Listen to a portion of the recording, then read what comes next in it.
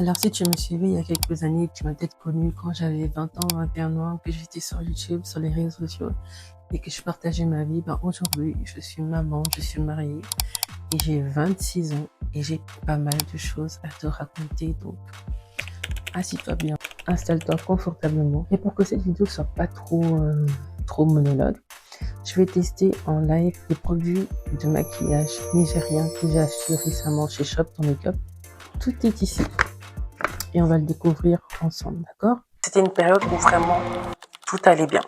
Tout allait bien, j'étais avec ma famille, on vivait en harmonie. Bref, on avait des problèmes comme toutes les familles, mais voilà, j'étais avec mes frères et sœurs, tout se passait bien, j'avais pas de problème ou quoi que ce soit. Du jour au lendemain, on s'est retrouvés dans une situation très compliquée, moi, mes frères et sœurs et moi. C'est qu'on a dû quitter notre logement. Mais avant d'arriver à ce point-là, moi, le confinement, franchement, le premier confinement, ça a été vraiment une sorte de bénédiction pour moi.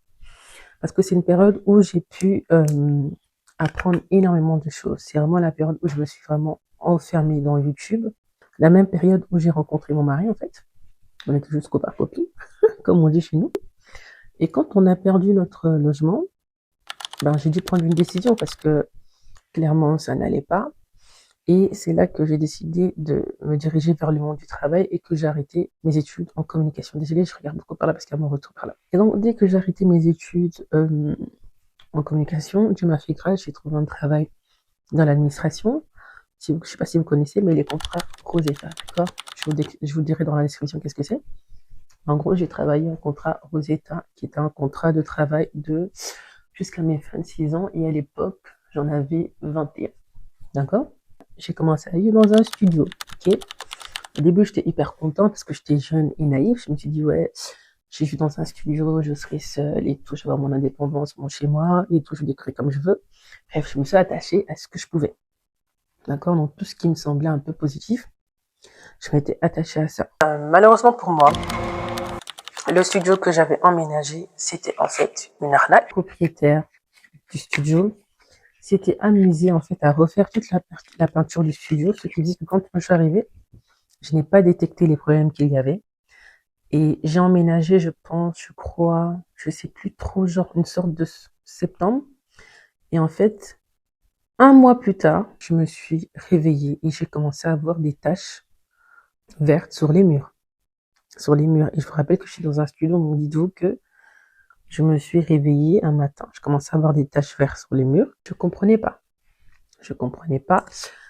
Je sais pas ce que vous en pensez. J'aime beaucoup les fonds de teint. Et là, l'anti-cerne Avour, c'est le A60. Puis je vois ça commence à s'empirer. Moi, je panique. Je me dis, mais qu'est-ce qui se passe en fait? Mon studio, il est pourri ou quoi? Et il s'est avéré que, en fait, mon studio était infesté d'humidité. D'accord? Et c'était vraiment un petit studio. Donc, tu pouvais même pas nier. Et en plus, c'était sur toute la façade. Donc, je voyais ça matin, midi, soir. Et à un moment donné, j'en ai eu marre. J'en ai parlé à ma meilleure amie qui en a parlé à sa tante, qui m'a fait comprendre clairement que ma belle, tu t'es fait bien rouler, bien arnaquer. Et en plus, moi, encore plus naïf et gentil à l'époque, je me suis pas rendu compte, en fait, elle m'avait douillé depuis le début. Et c'est pour ça que, étant donné qu'elle connaissait un peu mon profil, puisque quand tu donnes les documents privés, on sait voir ton âge, on sait voir plus ou moins d'où tu viens, tu vois. Elle s'est dit, elle, c'est la parfaite cruche, quoi, et je vais la prendre et tout, je vais l'accepter. Moi, je pensais que c'était vraiment, on m'avait choisi et tout. En fait, non, on m'avait juste bien sélectionné parce que j'étais naïf et jeune. Ok? Et c'était vraiment pas bien. Et c'est là que j'ai commencé une sorte de dépression, ma première dépression, entre guillemets, parce que je me suis dit déjà que je suis en PLS parce que je vis plus avec ma famille et tout. Là, maintenant, je suis dans un logement et le logement, c'est une catastrophe. C'est quoi ça, en fait? Je me suis dit, c'est quoi tout ça et tout? J'étais vraiment pas bien. Et la tante de ma meilleure amie a eu pitié de moi et elle a décidé de prendre mon cas en charge et elle a menacé ma propriétaire. Et c'est comme ça que j'ai pu quitter le logement sans aucune indemnité parce qu'en fait, il y avait clairement préjudice. Et c'est comme ça que j'ai pu quitter mon logement et que j'ai commencé à vivre avec ma meilleure amie parce qu'il s'avérait que sa tante louait sa maison à des étudiants. Voilà, mon profil correspondait. J'ai commencé à emménager là-bas. Et quand j'ai emménagé là-bas, le choc, c'était parce que, en fait, je changeais de vie.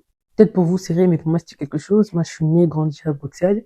Et puis, du jour au lendemain, tu dois te retrouver sur Alos, pour moi, c'était un choc, quoi. C'était un choc au début. Après, je me suis vite habituée parce que voilà, j'allais au travail et tout. Et ça se passait bien, mais au début, c'était vraiment quelque chose de compliqué pour moi. Sauf que, avec beaucoup de recul, je me suis rendu compte que Dieu me préparait déjà à ce genre d'ambiance, en fait, tu vois. Et quand j'ai déménagé, avec mon mari, pendant cette période-là, on s'était séparés parce qu'il y avait, en fait, il y avait tellement de chamboulements dans ma vie que, avec beaucoup de recul, maintenant, je comprends un peu, je mets un peu sa place et à mon avis, de se dire, mais qu'est-ce qui se passe dans la vie de cet enfant et tout. Et on s'est séparés, mais après, on s'est retrouvés et là, clairement, je veux pas vous mentir, je l'ai poussé les deux matins, je lui ai dit, écoute, euh, c'est bien beau, c'est bien marrant, mais en fait, il faut qu'on fasse les choses correctement. Moi, les histoires, là, qu'on continue à être copains, copines, alors que ça fait un moment qu'on se fréquente, c'est bon. C'est comme ça que on a commencé à entamer les étapes et que j'ai préparé mon mariage, ok? Si vous voulez que je vous explique certaines parties de mon histoire en détail, n'hésitez pas. Comme ça, je le fais. Si vous voulez avoir des infos sur les parties du mariage et tout, n'hésitez pas. Comme ça, je ferai une vidéo. On a organisé mon mariage. Ça s'est très, très bien passé. Et moi, ce que j'ai fait, c'est que je l'ai fait en 3 jours de suite. J'ai profité du 21 juillet, qui est un jour férié ici en Belgique, qui est la fête nationale. Et donc, le 19, j'ai fait mon civil. Le 20, j'ai fait la dot. Et le 21, j'ai fait le mariage en blanc. Et donc, tout était clôturé comme ça. Ben, j'ai dû déménager parce que mon mari, c'est pas un mec de BX. Donc, j'ai déménagé, je suis partie en Wallonie. Donc, dites-vous que j'ai fait Bruxelles, Alost, Wallonie, ok. Et donc, quand on a emménagé ici, alors qu'à l'époque, il y avait rien, c'était un terrain de basket, comme on m'aurait dit. En fait, je me suis rendu compte que, waouh, Morgane, là, t'as tout quitté. T'as plus accès à tes copines, t'as plus accès à ton ancienne église, t'as plus accès à ta famille. En fait, je recommence tout à zéro. Et en fait, ça m'avait fait une sorte un peu de, je dirais pas une dépression, mais ça m'avait fait un choc, en fait. Je me suis dit, waouh, en fait, maintenant, là, je suis livrée à moi-même. En gros, quand ça m'a fait ce choc-là, en fait, quelques temps après, j'étais enceinte. Genre, j'ai même pas eu le temps de réaliser que j'étais enceinte. Ce qui faisait qu'en fait, j'étais dans une phase où j'étais un peu dans un déni.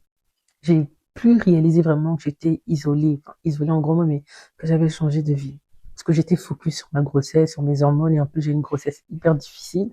J'en ai fait une vidéo sur mon compte Instagram si vous voulez aller voir. Si vous voulez que je fasse une vidéo aussi, n'hésitez pas, mais j'ai une grossesse tellement difficile que jusqu'aujourd'hui ça m'a traumatisée, d'accord? Et donc, dès que j'ai accouché de ma fille, en fait, j'ai encore une autre sorte de choc parce que quand j'ai accouché de ma fille et qu'on est rentré à la maison, et que ma famille devait s'organiser pour venir me voir et que ma mère devait s'organiser pour venir m'aider, c'est là que je me suis rendu compte de la distance, que ouais, je suis loin, je suis pas près de ma famille et tout. Et ça m'avait fait un petit choc, tu vois. Et je sais pas si vous vous rendez compte, mais depuis le début, j'ai pas eu vraiment de période où j'étais posée. J'étais toujours dans un moment ou dans un lieu où j'étais pas vraiment chez moi ou en transition et tout. Donc quand j'ai accouché de ma fille et que je suis rentrée à la maison, en fait, j'ai même pas eu le temps d'être une jeune femme mariée ou une jeune mariée, j'ai directement été une mère. D'accord? Ce qui faisait que entre tout ce qui s'est passé, entre toutes ces émotions, ces hauts et ces bas, ben en fait, quand les hormones de grossesse ont quitté mon corps, ben, j'ai eu un autre choc. D'accord? J'ai eu un autre choc parce que là, en fait, je me suis rendu compte que, non seulement je suis loin de ma famille, non seulement j'ai arrêté mes études, non seulement je fais un travail pas forcément qui me plaît forcément, non seulement je vis dans une autre ville, non seulement je suis mariée, non seulement je suis mère, non seulement je me reconnais plus physiquement, mais il y a trop d'informations. Il y a trop d'informations. Donc, moi, je vais pas vous mentir, mon postpartum, il a été, enfin, mon après-accouchement, il a été intense pour moi. Il a été très intense. Quand ma fille, elle faisait passer une nuit et tout, mais j'étais à la limite en train de devenir folle, hein. Franchement, je crois que j'allais devenir complètement folle. Regardez-moi juste les couleurs. Incroyable. Attendez, je vais mettre un peu de bronzer. Le bronzer de chez Juvia's Place, la couleur Congo, d'ailleurs, faut que je le rachète. Incroyable, et c'est avec ça que je fais mes coups. Et donc, quand j'ai commencé à vivre les nuits, les fameuses nuits blanches, en fait, ça a été des moments d'introspection et de choc. C'est là où j'ai vraiment fait mon deuil, en fait, de l'ancienne version de moi. De toute façon, j'étais un peu obligée, d'accord? C'est là où j'ai fait mon deuil de l'ancienne version de moi, que j'ai accepté mon rôle de femme mariée, que voilà, que je devais accepter que je vivais plus à Bruxelles, en fait, que maintenant j'étais sur sur Mons, le Hainaut, quoi. J'étais plus dans le Hainaut et tout. Et voilà, c'est là où vraiment j'ai fait mon deuil, que j'ai commencé à me poser la question, vu qu'entre-temps, je me rapprochais des 26 ans, parce que comme j'ai dit, mon contrat de l'époque, le contrat que j'avais signé comme travail, ben, c'était un contrat Rosetta. Donc c'est un contrat qui s'arrête quand tu as 26 ans. Ben, je me suis dit, waouh, bon, il me reste plus qu'un an et demi avant que mon contrat s'arrête. Qu'est-ce que je fais? Qu'est-ce que je fais? Est-ce que je reprends mes études? Est-ce que je deviens femme au foyer? Enfin, qu'est-ce que je fais? Alors qu'à l'époque, il n'y avait pas encore toutes les lois qu'on a maintenant, tu vois. Mais j'étais déjà en mode, faut pas que je voulais pas me laisser aller, en fait. Je voulais me donner une chance de redevenir la Morgane de 20 ans qui rêvait d'entreprendre, qui rêvait de devenir millionnaire, qui rêvait de voyager, qui rêvait d'être une femme inspirante pour ses enfants. Et je me suis dit, il faut que je me laisse une chance d'essayer, mais je ne prenais pas ça au sérieux. Entre-temps, ben, j'étais en congé maternité. Et quand je suis revenue et que j'ai postulé à des trucs que ça ne fonctionnait pas, donc là, je vais utiliser la V-Beauty, la poudre translucide. Là, je me suis dit, c'est quoi, je force pas. Si je trouve pas de travail, Dieu seul sait pourquoi. Au pire, j'irai au chômage. Tant pis, j'ai mérité, je travaille pendant 5 ans. J'ai qu'à me reposer, en fait. Parce que c'était 5 ans de stress. Donc, je me suis dit, c'est quoi, j'ai qu'à me reposer, frère. En vrai, je perds rien. Et après, je rentre dans mon chômage en me disant que là, ma fille, elle avait déjà 1 an, d'accord? Je rentre dans le chômage et tout. Je dis, c'est quoi, je vais me reposer. Et je vous assure que au bout d'une semaine, je me sentais, je sais pas comment vous dire, en fait, j'avais l'impression de ne pas faire ce que je devais faire. Et c'est là que vraiment Dieu m'a parlé, qui m'a fait comprendre que clairement, j'étais appelée à faire beaucoup plus que ça, à faire des grandes choses et qu'il était temps que je me bouge en fait les fesses. 4 ans depuis ma dernière vidéo YouTube, que j'ai plus fait de vision board, que je me suis plus posée et à savoir qu'est-ce que j'allais faire plus tard, qu'est-ce que je voulais devenir. Et c'est là que j'ai commencé à me poser des bonnes questions. Qu'est-ce que je sais faire naturellement? Qu'est-ce que je maîtrise naturellement? Dans quoi est-ce que je pourrais me lancer? J'ai été community manager pendant plus de 7 ans, mais en fait, en réalité, je suis pas community manager, je suis social media manager. Parce que durant toutes ces années, je me suis formée. Entre-temps, qu'est-ce que je peux faire aujourd'hui pour en vivre? Qu'est-ce qui est possible? Qu'est-ce qui est pas possible? Je me suis commencé à regarder des écoles et tout, puis je me suis dit, mais Morgane. Tu as les compétences. Certes, peut-être tu n'as pas le diplôme, tu as les compétences.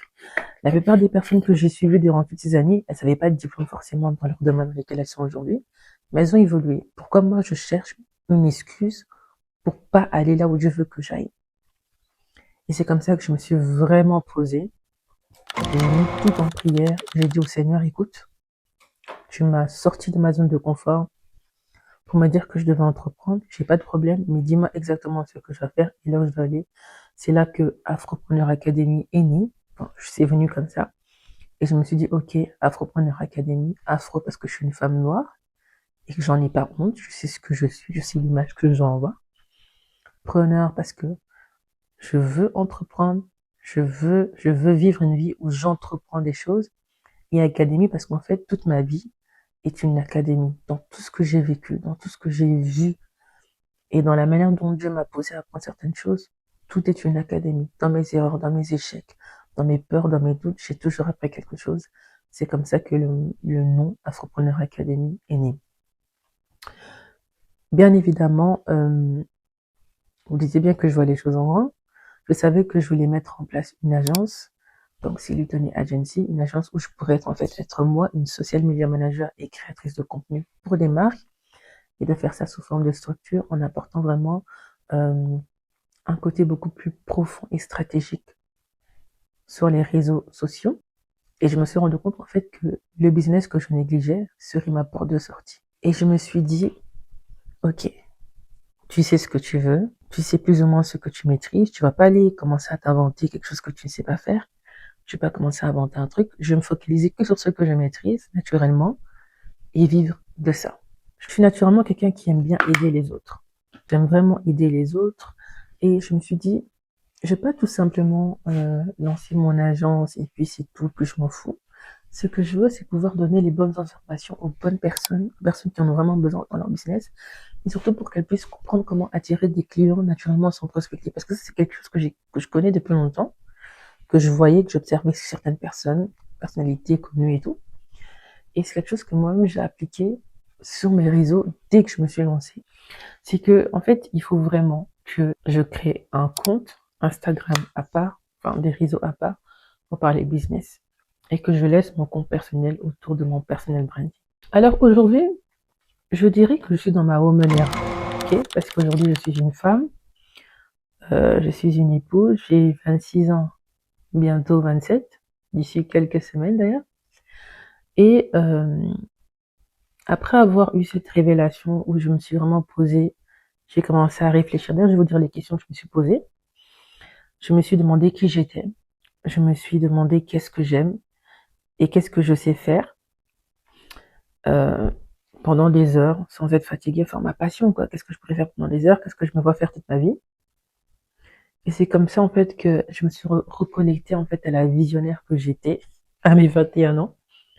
Et je sais que j'ai envie de devenir une femme inspirante, une femme ambitieuse, une femme disciplinée, une épouse, une mère, une sœur, une belle-fille, une femme de prière, une femme d'opportunité, une femme qui élève les autres, mais surtout un pilier pour ma famille, un pilier pour mes frères et sœurs, pour eux, parce que je les aime et que je les considère comme étant mes enfants, mais surtout parce qu'aujourd'hui je suis une mère et que je veux que ma fille, je veux que Olivia ait un avenir. Je veux que ma fille, je veux que ma Olivia ait l'héritage, la structure, la stabilité que j'aurais aimé avoir. Regardez-moi, j'ai ça, s'il vous plaît. Incroyable. Bref.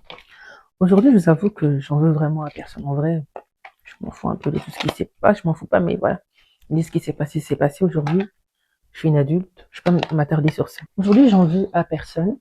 Je me dis que je suis devenue la femme que Dieu voulait que je sois. Et je sais que maintenant, je peux reprendre les réseaux parce que je suis alignée. Je me suis retrouvée, d'accord? Dites-vous qu'il y a encore de ça. Un an, je n'osais même plus me maquiller tellement je me trouvais trop moche, trop laide, trop grosse. Aujourd'hui, Momo is back. Et là, je suis en train de me retrouver. Je suis en train de redevenir la femme ambitieuse et rêveuse que je suis de base. Et puis la Morgane déprimée, dépressive.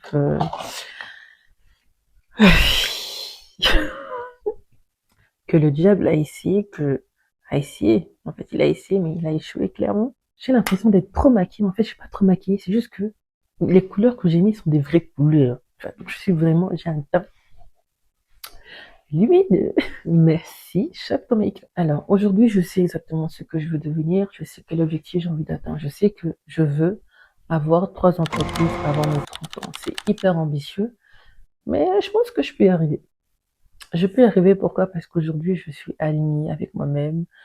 Je me suis retrouvée, entre guillemets. J'ai enfin un cadre stable avec un homme incroyable, un mari qui me soutient, qui me booste et qui m'encourage dans tous mes projets, qui accepte de me voir debout jusqu'à 4h, 5h du matin parce que je suis passionnée par ce que je fais, même si il est vraiment là pour me regarder quand je... Non. Mais c'est juste que j'ai enfin mon havre de paix. J'ai enfin trouvé mon havre de paix.